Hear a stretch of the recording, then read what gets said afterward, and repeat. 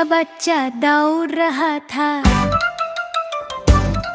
हिरन का बच्चा दौड़ रहा, दौड़ते दौड़ते बकरी के बच्चे से आगे निकल गया।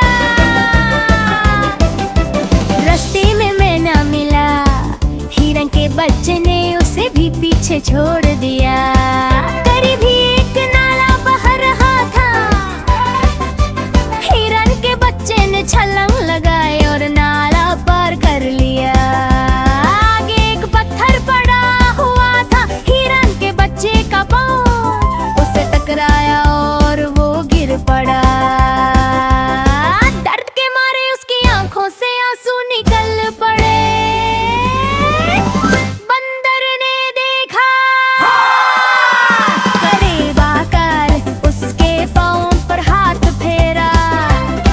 हिरन का बच्चा और जोर से रोने लगा। भालू आया और उसने हिरन के बच्चे को उठाया, लेकिन उसने रोना बंद नहीं किया। इतनी में उसकी अम्मी आ गई, बोली बेटा हम इस गंदे पत्थर की पिटाई करेंगे, तुम चुप हो जाओ। वह बोला मम्मी ऐसा नहीं कीजिएगा, पत्थर भी रोने लगा।